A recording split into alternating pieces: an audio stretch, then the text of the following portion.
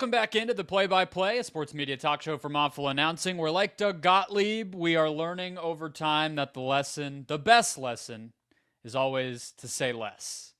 Today on the show, Pat McAfee's legacy grows. We're continuing to learn more about local sports TV, and we'll get to the never-ending NBA versus NHL All-Star debate. I'm Brendon Kleen, a staff writer at Awful Announcing. That's Ben Axelrod, a senior editor at Awful Announcing, and we are joined by our teammate, Drew Lerner. Once again, we are not drafting. We're not allowing Ben to come back from drafting Tom Brady first overall in the NFL announcer draft is really how I should put it. But good to be back with you, Drew. I'm just going to throw the first question at you. I'm gonna let you kick us off here because people are shitting on the NBA All-Star Game again. It is that time of year, an annual tradition at this point. And at the same time, we have this NHL Four Nations Face-Off event that is drawing really solid viewership. I mean, honestly, great viewership for that league and getting a lot of attention and positive press for them. This new kind of reconnection with their international connection. Where do you stand on where we're going to start, which is, are All-Star games fixable? Is this even something that leagues should be wasting their time on? Do fans actually want solutions, or is it just what it is? Question. I think the reason they take such an outsized importance for the NBA, NHL, and Major League Baseball specifically is that these are oftentimes some of their most watched games of the regular season, right? So when you're talking about NBA viewership outside of Christmas Day, the All-Star game is going to be kind of what drives any sort of regular season year over year benchmarks, right?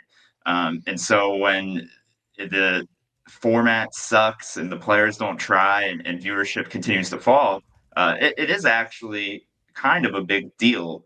I won't say, they're not going to be very angry considering where their media rights situation is if, the All-Star game doesn't draw as big of an audience as it used to. But I do think it's important. And then it's also just important for the kind of perception of the league. And I think the NBA specifically this season has really had to, battle a perception problem. And a showing like Sunday nights does not really help their cause. Especially, you juxtaposed it with how well the NHL's new format is. Well, I know that's only for 1 year, but the Four Nations Face-Off has been a smashing success. It really just kind of lays bare even more of the NBA's problems. Ben? I don't disagree that it's important. I think my stance would be, is it fixable? And I don't think it is, at least in terms of like the way we are looking at trying to fix the NBA All-Star game, because it always comes down to the same question, right? How do we get the players to try? How do we get the players to care? We've had this conversation on this podcast. The players don't care about the regular season right now. How are we going to get them to care about an exhibition? Like, I just don't think Bill Simmons had this whole thing on his podcast this week about making it for home court advantage like baseball did, and how you could maneuver the rosters and dangle home court advantage in the NBA finals. I'm not convinced players would care about that if you set it up that way. I really think that the answer to the question of what can we do to make the players care, I don't think there is one. Like, I think we've just gotten almost too smart for our own good when it comes to stuff like load management and things of that nature. I don't know where that incentive comes from. And so to me, it's about expectations. And I think what the NFL does well is they lower their expectations. There are no expectations for the NFL's All-Star game. It's flag football. It's on the background on Sunday afternoon, the week between conference championship games and the Super Bowl. And to me, the fix for basketball is go back to the old format, East versus West. You're going to play an exhibition game that's going to be played in the 200s probably. Some years it might be a competitive fourth quarter. Most years it won't be. But like, to me, this is just like sell some merchandise, sell some products, use it as a convention for your fans. But I don't see a solution if the goal is to make this like an entertaining product in terms of players being invested. I've yet to hear a solution that I think would add up. It kind of feels like maybe the one difference between like where the NBA is now, and we'll get to hockey, but where the NBA is now and where the NFL is now, because is the fans, is the fact that people still pay attention to it. And that's the part that I'm kind of confused by, because you look at, even like I remember during the negotiations last year when the NBA was sorting through what its new broadcast deal was going to look like, John Skipper would come on to various Meadowlark podcasts that he appears on, and he's a former president of ESPN. He's been part of all this. And he basically said that whether it's the NBA or any other league, these types of events are often just throw-ins to what's being negotiated. It's not really like something that a network is, really passionate about carrying.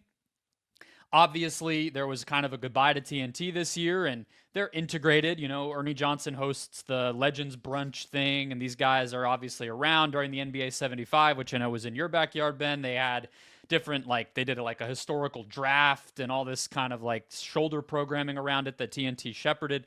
But I don't think it's making or breaking the investment on the part of the networks. We know it's important for the corporate sponsors and everything. I'm sure that they could just migrate that stuff to the in-season tournament or the finals, more of it if they needed to do that, and where these meetings take place and whatever. But yet you zoom out of all of that, and we have all this knowledge, and we know it's not popular, and we know everybody complains about it every year, and yet it does draw better than some of these other things. So it's like, I guess that kind of reinforces why it matters a little bit, but it's also confusing to me why that audience continues to come back. Do you guys have an answer to that? I mean, like, it's bigger than a, Sunday on ABC. There's big NBA games from February on. So roughly similar timing, not exactly, but close. And, real games that matter. Often they schedule it well so that, best teams are playing, health, whatever. We know load management can get in the way of that. But those games are decent. This is like double or triple that. Like, why? I don't get it. Wouldn't it be because it's something that every fan base in theory cares about, at least to a degree? Like a Sunday Mavericks Suns game appeals to Mavs fans and Suns fans, and a portion of diehard NBA fans, whereas the All-Star game in theory should appeal to all 30 fan bases, as well as, however much a casual fan exists at this point, I don't know. But like, yeah, I don't know. To me, that's not necessarily indicative of the health of the All-Star game. Yeah, you do run up against the reason I made that comparison is to compare it to the Pro Bowl. And I do think there's a certain element of you can't really, the NFL stops being a useful comparison in a lot of conversations sometimes, because I watch Lions 49ers regardless. Mm-hmm. I know it's different, but I don't watch the Pro Bowl, and no one seems to care that the Pro Bowl is a joke. They make Peyton Manning go out and publicize it for 3 days every, February, and that's kind of the only reason it's happening. And it does. No one even. It's a drop in a bucket. It doesn't even matter. So, Drew, what's your take on why people keep tuning in despite everyone agreeing it's a bad product and maybe shouldn't even exist? I think there's a key distinction between the Pro Bowl and the NBA All-Star game, and that's that, aside from LeBron James this year, people don't opt out of the NBA All-Star game, right? True. You're not getting pretty much any of the marquee guys at the Pro Bowl anymore. I mean, what was it, only 2 or 3 years ago where Tyler Huntley was playing in the Pro Bowl, the Ravens backup quarterback? I mean, the NFL knows it's a joke. It doesn't even try. So I think there's a key difference there. The NBA All-Star game, it's the only time where you're going to see all of the best players in the league on the court at the same time and, competing against each other. We all know it's not a real competition, but I think there is still something to that. And of course, there's the pomp and circumstance of it all. Of course, the NBA kind of got that wrong this year. But in the past, they've kind of done well in terms of, marketing the event and kind of, making it feel bigger than it probably should be given what the product is on the court. It's also in the middle of the season and they split it by conferences. So I think the honor matters to guys more because there's 24 of them versus if you're in the NFL, you care about All Pro more than you care about the Pro Bowl. So the idea of even making it doesn't matter. Like there are a lot of differences, but yeah, I think that we're in this spot where it just feels like it's kind of run its natural course. I don't think they'll do away with it. I have some optimism that NBC could be a little bit more of a pressure valve for this stuff on the NBA and on the players, given that TNT kind of came into a rhythm and they've tried to spruce it up in odd ways that I don't think most fans have liked, with, comedians and YouTubers overly involved in everything. But Ben, what do you looking forward, like, is it just end it? Like, should we think like in the next 11 years NBC and the NBA could just look at it and say, screw it, this is done? Or like what comes next here before we pivot to the NHL side of it?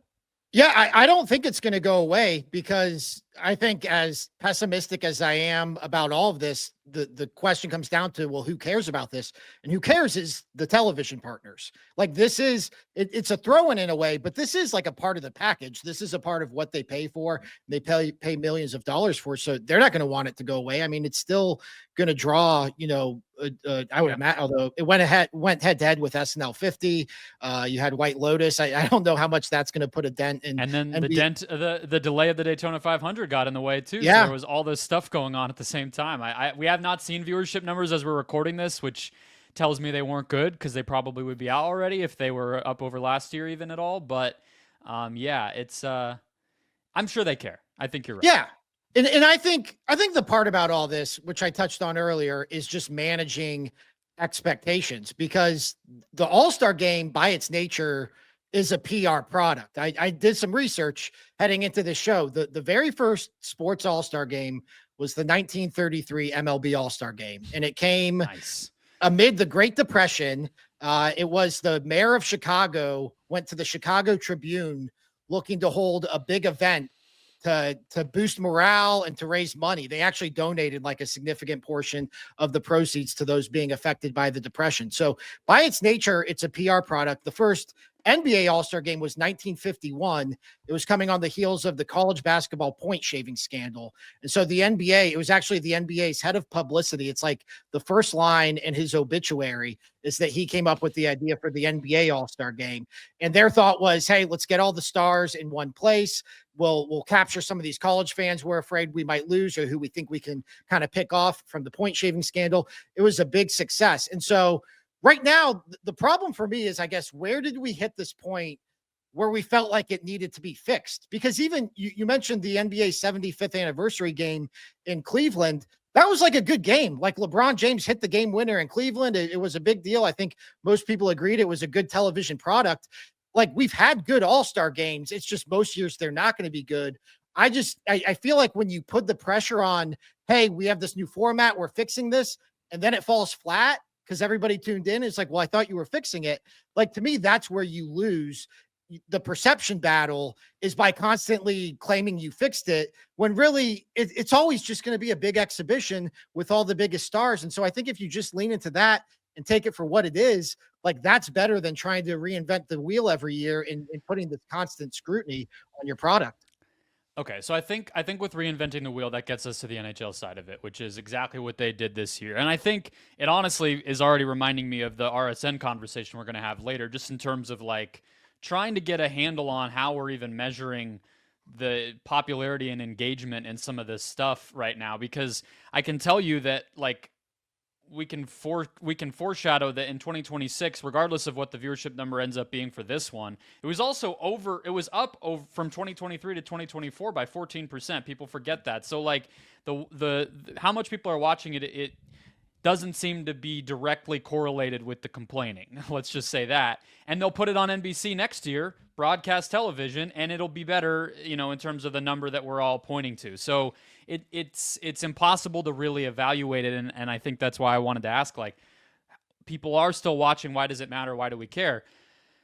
But then we get to the NHL, and they're doing this Four Nations face-off. They're also going to open themselves back up to the Olympics next year, also on NBC, and some World Cup events and things like that the league is spearheading. This is kind of the first version of that. It's the US, Canada, Sweden, Finland, four of the bigger countries in the league, obviously Russia not taking part. And it has been the talk of a lot of sports media. It has been well watched, mostly when it's been able to be on ABC, but also everywhere else, compared to NHL All-Star games, compared to NHL regular season, compared to anything you would look at outside of basically the Stanley Cup final.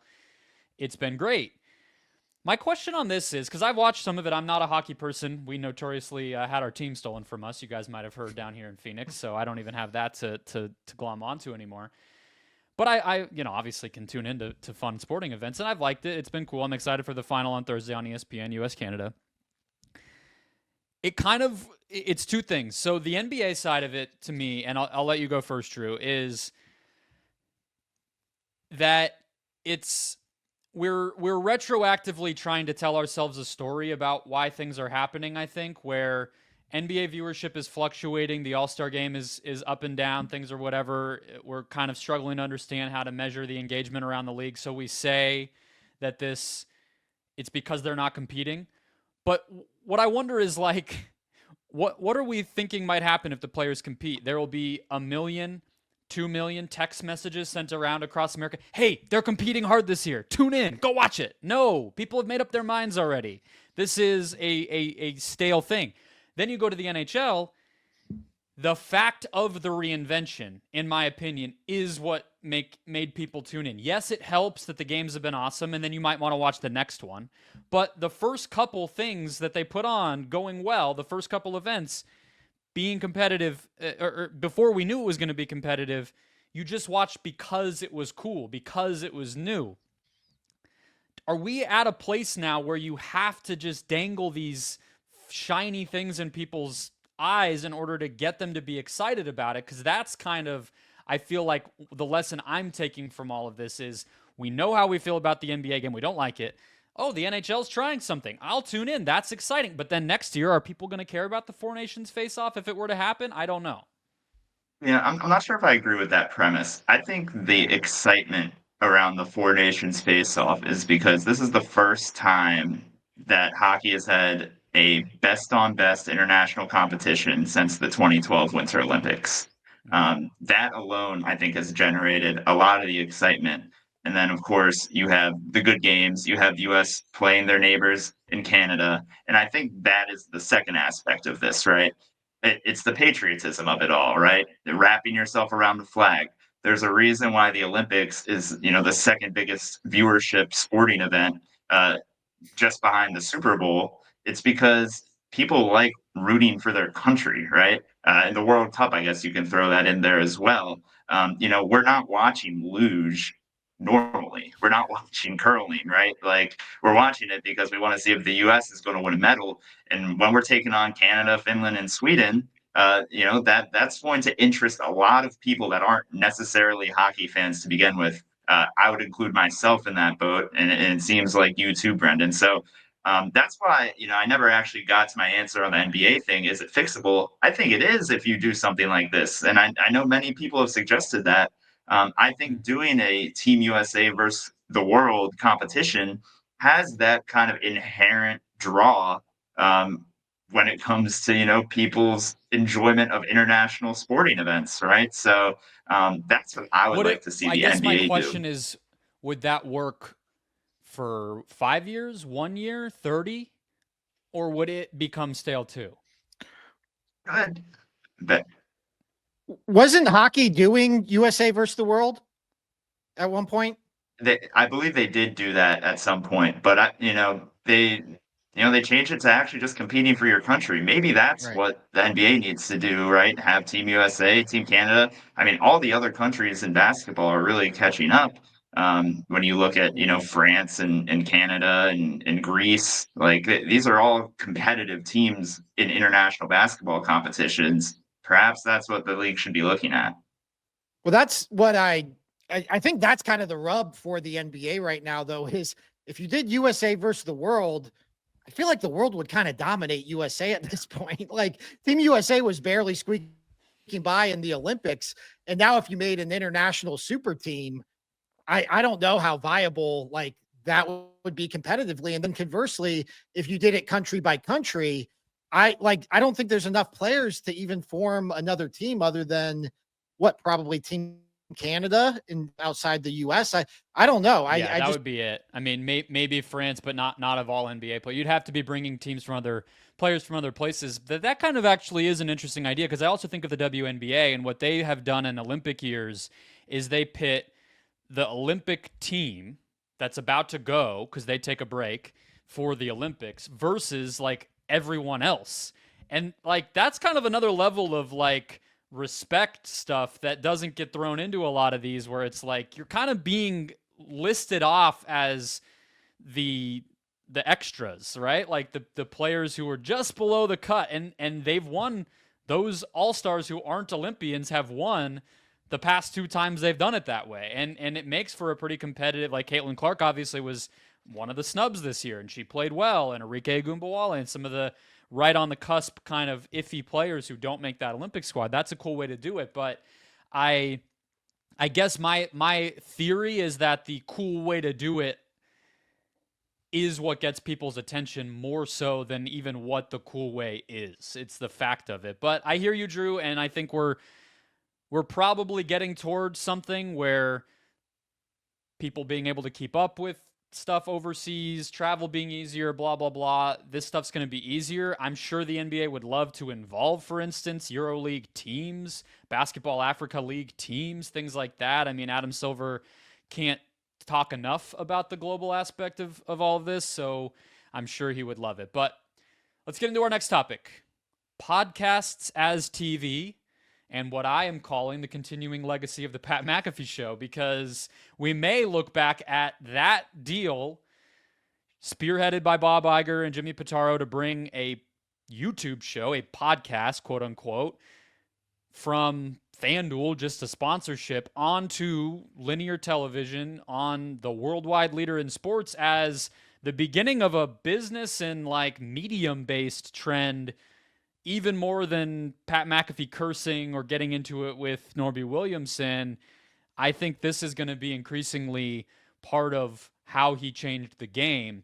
We saw a report from Business Insider that Netflix, for instance, is eyeing live versions of some of these video podcasts. The specific show named was Call Her Daddy with Alex Cooper. The YouTube CEO has been bragging a bunch about how YouTube is the number one thing watched on TV screens. That could honestly be our Kyle Hamilton of the week, Ben, if you listen to media coverage. That is, everybody is talking about how the YouTube stats on I had a TVs Kyle are Hamilton of the blowing week, away. actually. I forgot to fit it in. I don't know if this qualifies as a Kyle Hamilton of the week, which for those new to the show is like our weekly factoid that gets repeated ad nauseum. But I felt like when Draymond Green criticized the inclusion of the rising stars, and everybody was very quick to jump down his throat and say, well, actually, it was your generation who got us to this point. Like that felt like just like one of those unanimous responses that everybody had to something. So maybe that's the Draymond Green of the week. But it felt very much in the same family as the Kyle Hamilton of the week.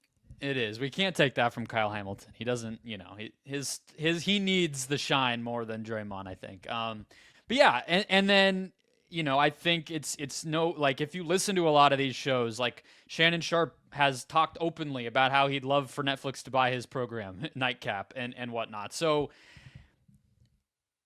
I think the lines are just basically, I mean, it maybe even like this time next year. In the not too distant future, I think the distinction we make between these two mediums guys is going to be completely knocked down. What do you think, Ben?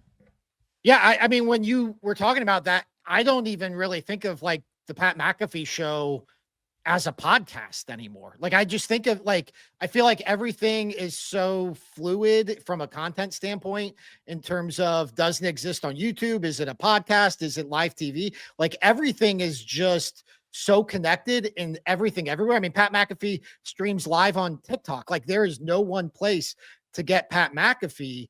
And so I just like, I think it's natural. I think it's natural that Netflix would get in this game. I think it'll be really interesting to see the type of shows and talents they go after as they continue to build out their portfolio and kind of, right now they have WWE and they have a couple of NFL games and they have their reality shows. Like as they kind of establish their voice and their personality as a platform for live television, I think that will be interesting. But yeah, like, I mean, like Kill Tony, like the comedy show Kill Tony, that could easily exist on Netflix. And right now it's just a YouTube show podcast. And so from a sports media perspective, it's going to be really interesting to see what they target and what they go after. You know, this was kind of the obvious, end game here, right? Like podcasts become television, it's kind of how radio became television for, ESPN and FS1. But when we talk about Netflix, inking a deal with a podcast, like what does that really mean, right? Other than maybe keeping the library of episodes and streaming it live. I mean, anytime I hear about a podcast deal, and Brendan, you might know more about this than me, the podcasts are still available on whatever platform you listen to, right? So, Well, like, I listen yeah. to the Bill Simmons show on YouTube podcasts, right? Or the YouTube Music app. Mhm. That is obviously a Spotify podcast, as with every Ringer podcast, but I don't use Spotify for podcasts. So, like, what's the Netflix really getting here other than, maybe a little watermark in the corner and the rights to the library? Well, I think I think it is a good distinction to make, but if I understand like Netflix's strategy and why it would benefit them, this would be a watershed difference. It would be that you only can get this product on Netflix, and I that's part of why I think it's like a topic worth charting as we get closer. It's going to happen. I'm almost certain that we're going to get a deal like this in the not too distant future, the same way that when we were starting to move toward, radio being popular to podcasts being popular, we saw this same show, Alex Cooper and Joe Rogan, become completely paywalled at Spotify. It didn't go out anywhere else. And that's why Spotify did that deal. Now they're kind of in this distribution and ad sales part, like they've always been with The Ringer, where you can get Rogan and Alex Cooper before she left anywhere. But I think if Netflix does this, it would be, we're the home of Nightcap. We are the home of imaginary show you haven't heard of yet because it might not exist with these people that you like, type thing. And you have to come to Netflix to watch it. But doesn't that get at, like, we were just talking about how McAfee is available anywhere, right? And that's probably why he's so ubiquitous. If you have to go watch Nightcap on Netflix, is it really going to hold the same weight as it does now when you can get it anywhere? To me, like, you kind of mentioned the Rogan deal too. That kind of fell on its face.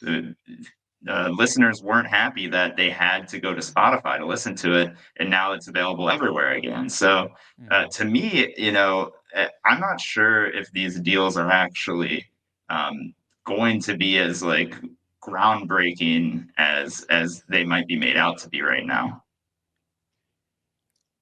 I think the difference would be, and I've learned this with WWE, is everybody has Netflix. Like there's not a big entry barrier for having to get to Netflix because largely everybody has it. And so the question there would be, one, how many signups are you even driving if everybody already has it? And then two, I just think they're going to have to be really smart about what kind of shows they target, because you mentioned Joe Rogan falling on his face, which is definitely valid. But I think the counter would be like a show like Howard Stern helped make Sirius XM. And so if you can find your version of Howard Stern that has this loyal audience that you know is going to follow it, when you already know your entry level for getting in isn't that steep to clear. Like I could see it working. It's just, to me, the fascinating thing, and there hasn't been much reporting on it, is what shows are they going to target? Yeah, maybe we can talk about which ones or what type would make sense here. But I think on the Rogan side of things, yes, like the deal didn't revolutionize and make Spotify some kind of, juggernaut. But I think Spotify passed Apple in terms of people who just listen on audio. And, I think Spotify probably is admitting that it wasn't the greatest deal in the world, given that they didn't re-up it. But I think these people are trading potential. I guess, and the other thing on the Rogan part is he continued to be far and away the biggest podcaster to ever do it, even despite being paywalled for about 4 years. It didn't really put a dent in his cultural relevance. People want to go on that show. It's an appointment to listen to it if such and such figure goes on it for a lot of people. And I think, maybe Rogan's too big to fail in that way, but others, I think you're trading like a little bit of relevance and impact for probably a lot of money. I mean, right? Like Mhm. that's what it would be. Netflix is going to have to pay hand over foot in order to make something like this happen. I would guess that my assumption would be that Alex Cooper said no to more money from Netflix if it ever got far enough to get that granular in order with this serious deal to continue to be free to her audience, build out this network, which she clearly valued because she's brought on other people in this unwell thing that she's doing with Sirius and everything else. So it's going to not be a no-brainer for everybody, but I think that's kind of the trick that you would do. From the Netflix side, I think that it's less about driving subscriptions and more about driving retention and engagement that they of the people they already have. Like, I'm not saying Netflix is like so big that they're tapped out on new people, but probably in America they're getting close, I would say. I mean, I don't know how much. Like, I think I saw a statistic that, or I think it might be on the podcast interview we're going to talk about from Ben's Hot Mic later, where they talked about the fact that Netflix doesn't see the same burst of signups when they do live sporting events as others like Peacock and Amazon and whatever have. And so I think that their push for something like this would be a little bit different, where it would be more about giving these paying customers more of a reason to be on the app, notably also watch ads, which is something that Netflix is doing that they didn't used to do, and stay subscribed. And I think that's kind of what it's going to be. And so I don't know. I mean, what kind of shows do you guys think would make sense? Because you mentioned wrestling, Ben. I Mhm. find it funny that when you watch Raw, at the end of it, they say, and go to YouTube for the post-game show. Why is that not Right. just on Netflix? Yeah, I don't know. I mean, I'm guessing because Netflix didn't pay for that portion of the deal, and so, why give them a free Yeah. piece of content if they didn't pay for it? So, I mean, it's tough because it's so specific to what we watch and what we consume. Like, how many podcasts do you guys watch in video form? Like, I watch Lebitard most days in video form on Roku. And so if that just migrated to Netflix, like that'd be a pretty easy lift for me. But most podcasts I am typically listening to in audio. And so, like, if Bill Simmons or Matt and Shane's secret podcast or something else were to move to Netflix only, then I'd have to kind of recalibrate my habits. Yeah, I don't watch a ton personally like that. And even when I do, they're kind of just on. It's not like I'm glued Mhm. to the screen. I would say I watch comedy podcasts on YouTube more and I listen to others. I don't even Yeah. I couldn't tell you a reason for that. Maybe because when they're laughing, it's fun to see them laugh. I have no idea. Um, but I guess like bigger picture and Drew, I'll go to you for any of this, but like I guess is it like would we want it to be more like Nightcap is like a post game show, right? They expect you to go there instead of watching Football Night in America or whatever. Or it could be like something a little more radio-y, like the Levitard show, or it could be just that it's an interview, but it's only on Netflix, which is kind of what the Alex Cooper deal probably would have been. What feels the most like a good fit, Drew? I don't know because Netflix still seems to me just like I don't think of it as live programming, right? And maybe that's because I'm not a wrestling fan. Pretty much the only live program I've ever watched on Netflix was the Christmas Day NFL games. So maybe this is something that can help them build out that feeling. But it's also like, I listen to Rich Eisen. I'm not going to Roku for that, right? I'm kind of consuming that, just through audio usually. Um, but I think when we look at the big picture, you know, this is a format that has worked on in visual mediums for quite some time. I mean, Brendan, I think we're of similar age here. Like I grew up just watching Colin Cowherd do his radio show on ESPNU live. Like, and I think ESPN2 would usually have a radio show as well in the morning. So I think it's something that's very like familiar to people that of this generation to go and kind of watch these audio, like primarily audio podcasts or radio shows in a visual medium. I'm just not sure that they have the same draw as something that is actually like needs to be watched for a streamer like Netflix. I think they're better off kind of playing the reach game like McAfee has.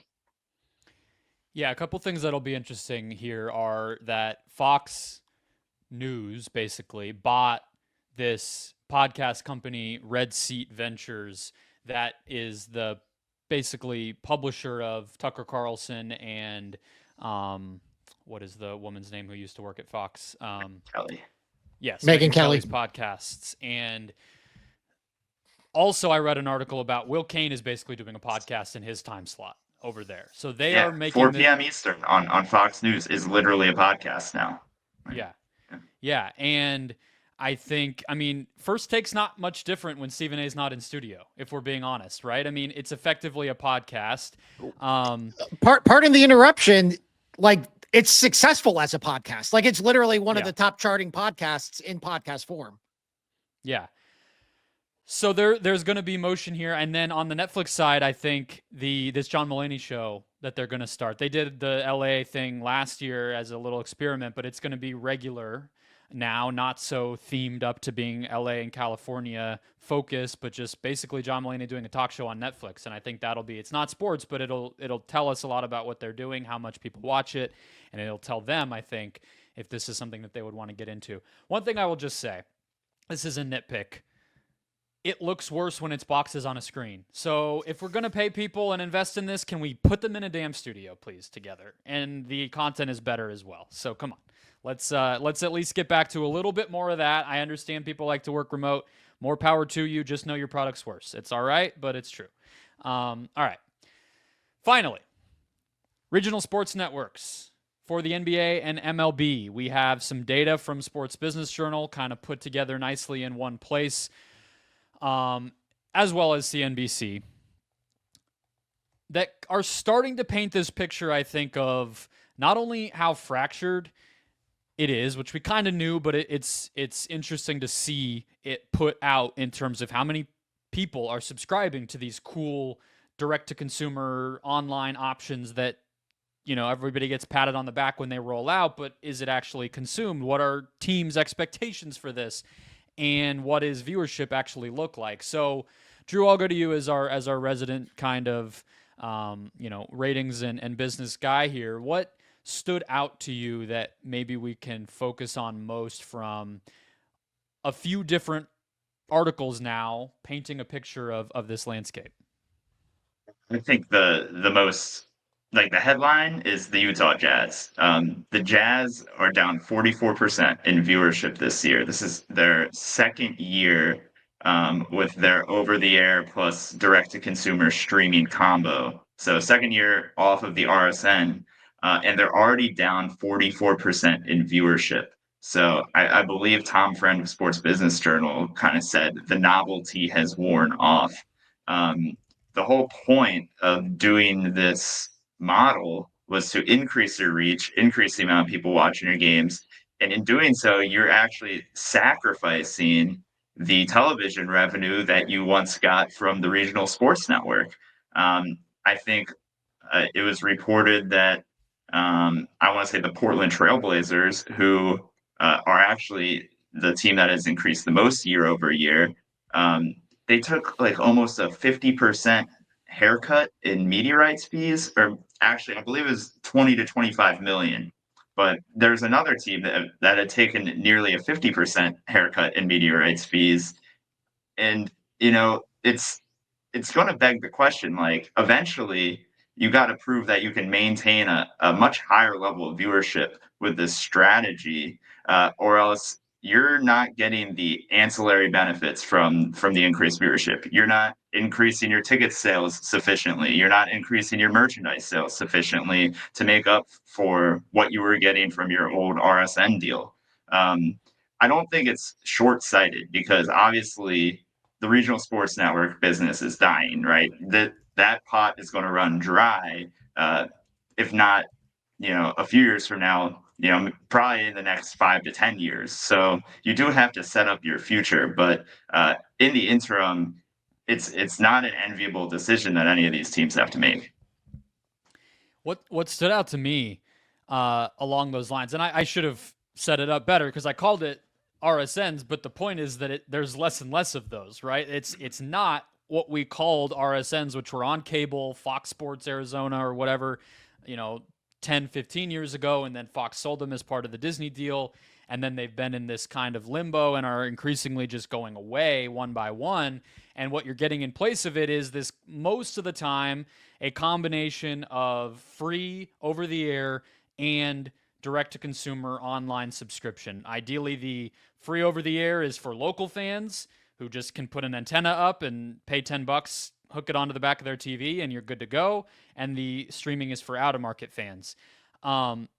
That Blazers focused article from Tom Friend that you mentioned, Drew, it says league-wide sources believe a local direct-to-consumer platform such as Blazer Vision, which is what they call theirs, is only a $3 million business at best. And that number that you got, 20 to 25 million, was the estimate for what they were making annually under the old model.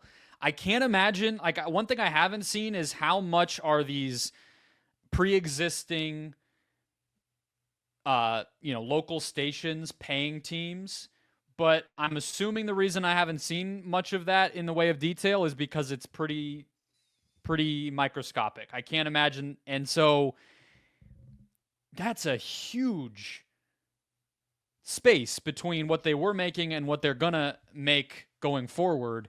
From 25 million to 3, I don't think that the free stuff is getting the other 22. So, it's pretty bleak for a lot of these teams. And like you said, those ancillary benefits of growing the fan base, it's fine in theory, but like we're getting close to the point where that's going to have to show up financially, or these teams are going to be in dire straits. So I actually dropped out for a second there, so apologies if you already covered this, but this is why the national media rights deal for the NBA is so critical. With the NBA tripling its national media rights revenues, a lot of these teams are able to take the risk and take a haircut on their local revenue because they're going to have that windfall starting next year. I think it's more critical for the MLB and the NHL, who Major League Baseball, their national media rights deal is being threatened right now with ESPN likely going to opt out next month. They're going to have to go back to market with a huge national package, Sunday Night Baseball, a wild card series, etc., everything that ESPN has, and that's $550 million annually that Major League Baseball is going to need to recoup. So if you're a baseball, you see these numbers coming out of NBA games where you're taking, tens of millions of dollars in rights reductions, and then you also have to worry about a reduction in your national media rights deal. That is that is really hard, like a tough pill to swallow.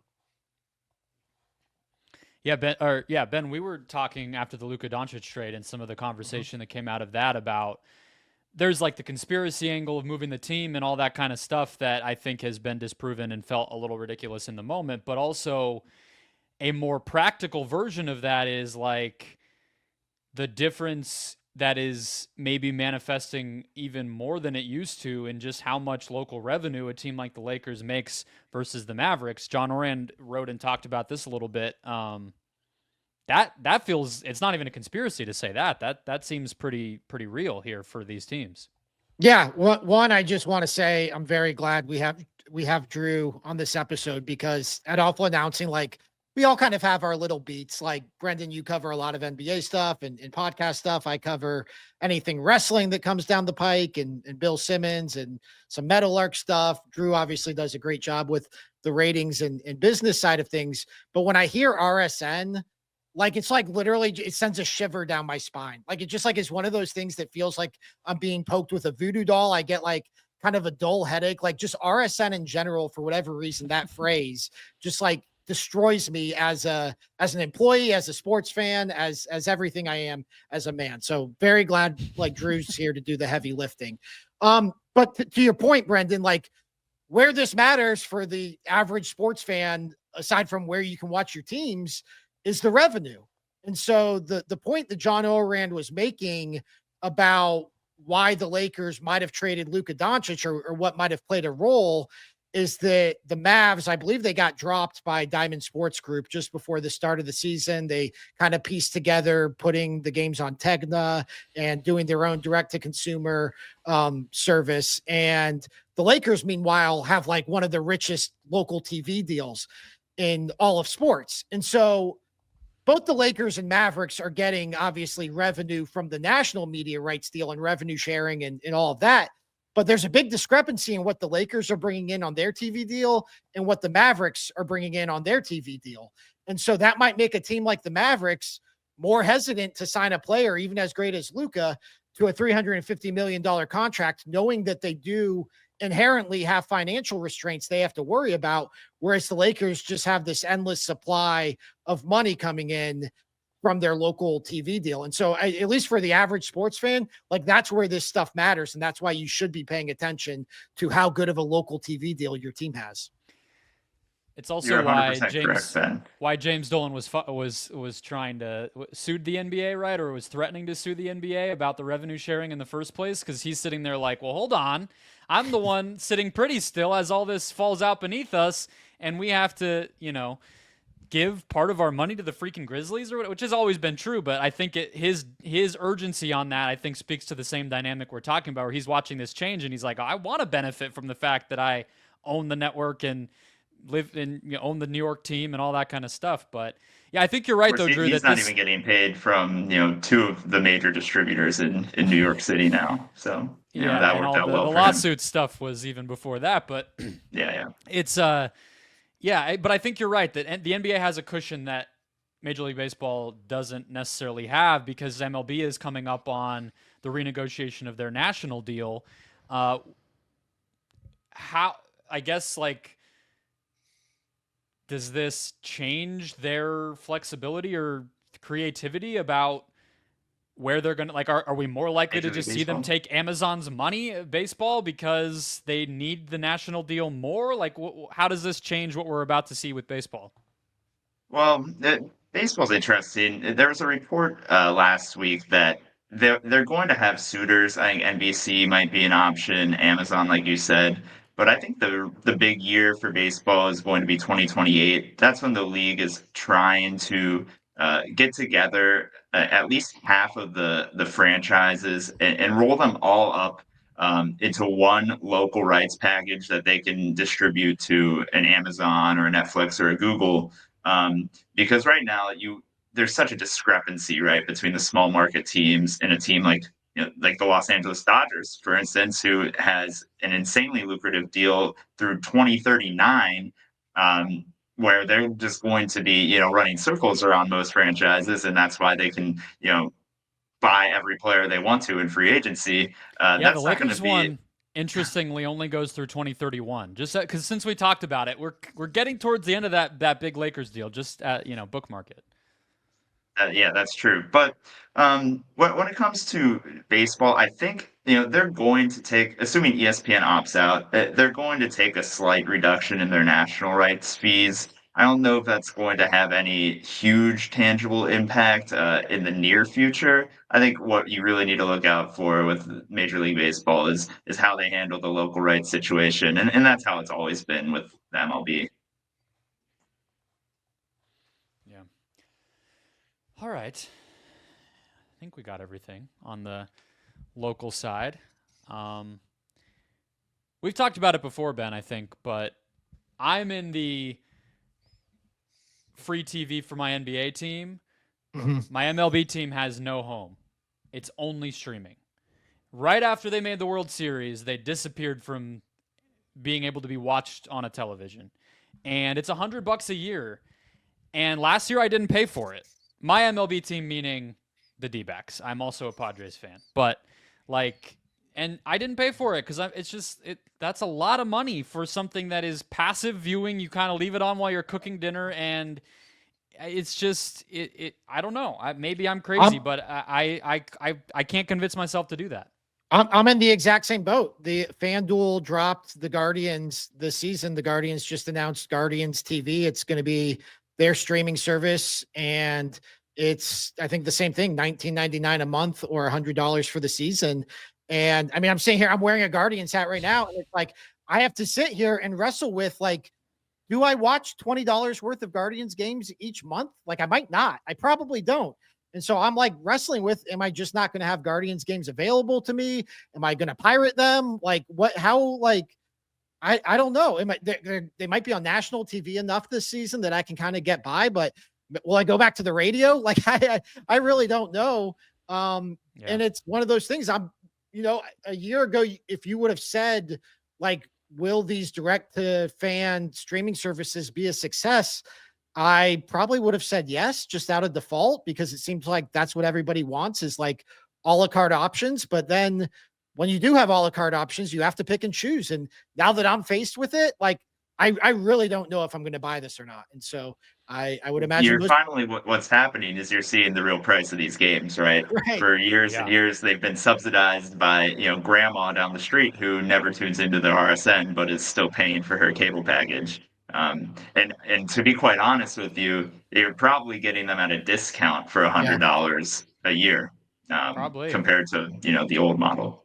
That's a good point. I'd rather spend $100 like 3 times a season to go to the park, and that can be my expense on MLB versus whatever wants to watch the games on TV and probably not even actually end up tuning in ever. The other thing is it's on like a weird app that you never use and all that kind of like it. The consumption of it all is also, from a user standpoint, it kind of sucks right now. So as much as I don't love like the business side of where it would be headed if Amazon just owned every local MLB team's rights, like I don't like the slippery slope of something like that for a company that's already so big. Just on a personal level, I would enjoy the fact of knowing I can just go to Amazon and it's going to be there. Like that would be much easier for me and obviously eventually cheaper because it's just going to get rolled into what I'm already paying for Prime Video most likely. But all right, let's get to our hot mics to close things out. Something that caught our eye, we liked, we disliked from the week that was in sports media. Drew, why don't you kick us off? Keep it on the business media side here. Yesterday, Jonathan Tannenwald of the Philadelphia Inquirer reported some interesting stuff about the MLS's linear deal with Fox. So for those that don't know, Apple, of course, has the primary MLS package where if you want all the games, you got to go to Apple, buy MLS Season Pass. And then Fox has 33 games that they air on linear television, either Fox or FS1, throughout the season. And it came out in Tannenwald's report that Apple has been limiting Fox to airing just 2 Inter Miami games every season, which means that if you want to watch MLS's main draw, Lionel Messi, you're only getting him on TV twice a year, in MLS competition at least.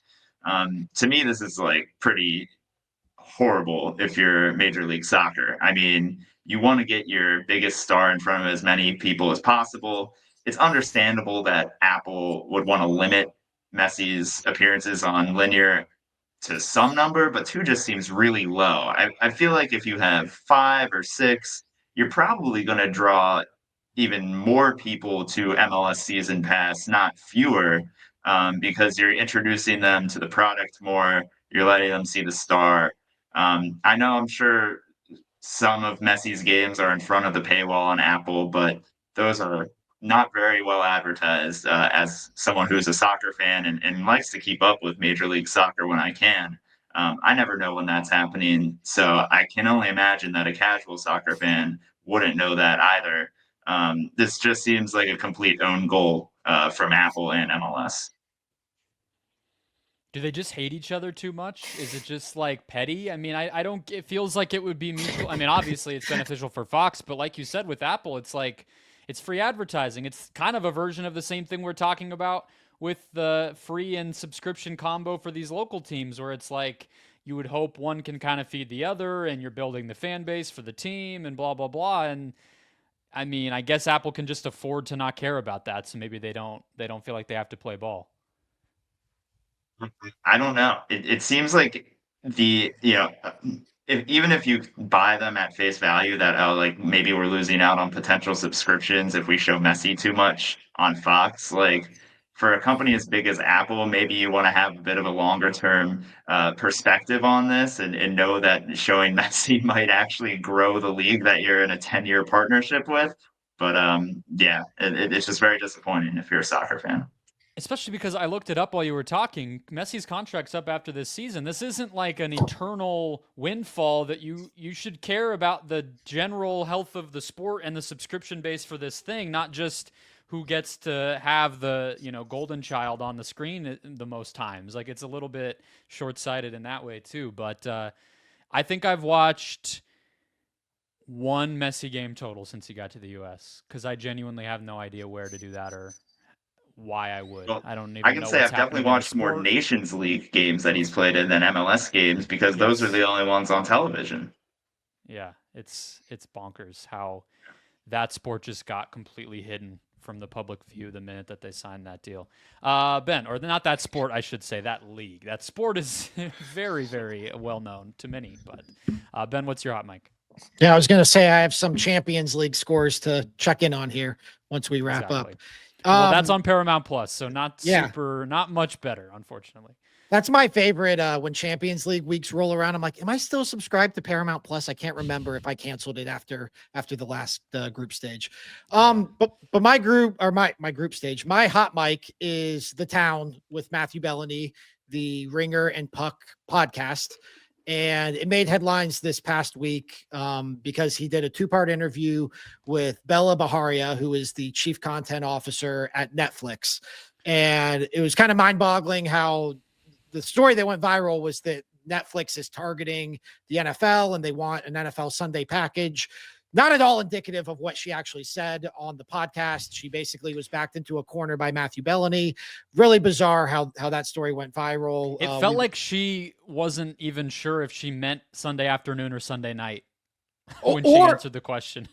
And she wasn't sure whether it was all of like the Sunday ticket package or just a Sunday afternoon game. Like, it was a very half-baked answer and wound up getting aggregated into like Netflix is once again plotting world domination by adding the NFL on Sunday. And so it was funny because I to the podcast just as a normal listener of The Town and as somebody who writes for a sports media website.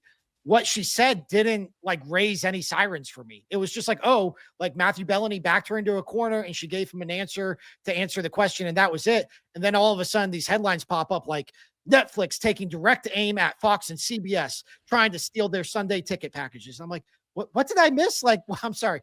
Anyways, that interview is worth checking out. It's a 2-part interview. Very interesting just to hear like the state of Netflix and the state of, media as we know it, as we talk about each week. But my real hot mic is just for The Town, because I think Matthew Bellany does a great job with that podcast. It kind of gets in the weeds of Hollywood and entertainment. But I think what's especially notable about that show is he has a lot of high-ranking power player executives on, and he does not back down at all. He calls them out on their bullshit. He is willing to put their feet to the flames and call them out when they're giving PR speak. And it's so refreshing. Like, as somebody who's used to listening to podcasts where the interviews turn into this reference might be too old for you guys, but the Chris Farley show, where it's just like, remember when you did this? Remember when you did that? Like, these are real interviews with real answers. And so I just want to shout out The Town with Matthew Bellany, because that has been a regular part of my podcast rotation for about a year now. Yeah, it's a great show. I am both not envious, but impressed with Matthew Bellany's ability to deal with that on a regular basis, because I have not a lot of appetite for those types who just say nothing, and he does a good job of getting them to say something. So it's like, I respect, but damn, some parts of that interview I was like, I'm about to rip my entire scalp of hair out of my head. Like, she is just saying nothing. Like, and it's just funny because it's like, what do you have to lose? You are like the number 3 at Netflix or whatever. Like, and you're Netflix, like you're in pole position to this entire world. Like, we didn't need to know you're targeting the NFL. We know you're targeting the NFL. Yeah. Just say, like, we'd love to continue our part. Like, I don't know, whatever. It's funny, but all right.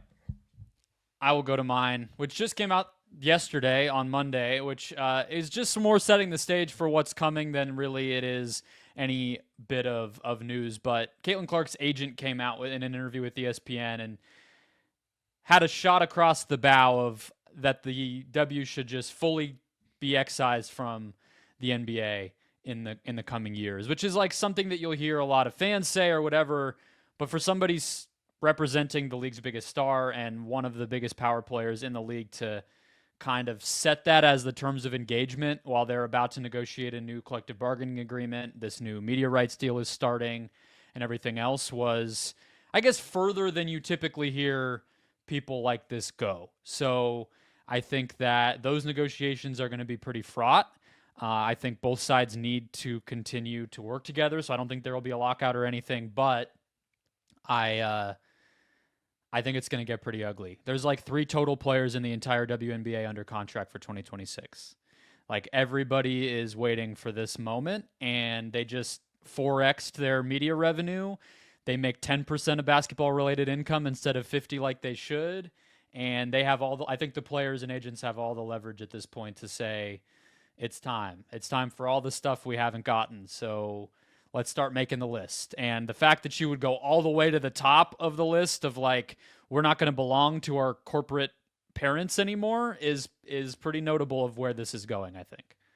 Do you think, to tie this all together, do you think her absence from NBA All-Star Weekend like has anything to do with this? Because it's funny because as much as we talk about NBA All-Star being broken, Curry versus Ionescu was like a big deal. People felt like that helped fix last year's NBA All-Star Weekend, at least in terms of the event.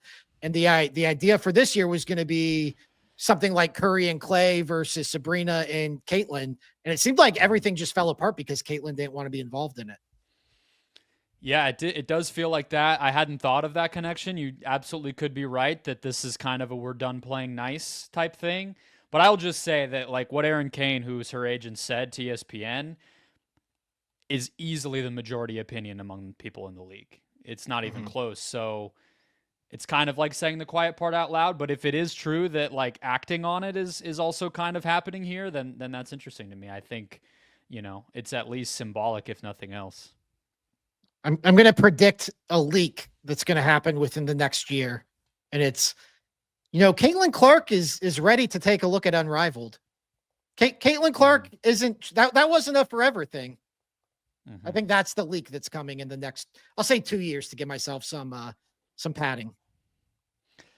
Yeah, it's going to be fascinating. It's like not super media entirely, especially now that their deal is kind of done, but it is a huge sports business story. And I think, especially if the Caitlin Clark phenomenon continues for year 3 here as the WNBA season starts in May, they just get that much more leverage if people keep tuning in. So, all right, that'll wrap us up. Hit follow, subscribe wherever you're finding us. We're here for you every single week. We're also at awfulannouncing.com, covering the ins and outs of this crazy industry minute by minute. We're on social media as well, wherever you are, X, Instagram, TikTok, Facebook. Check us out, and we'll catch you next time.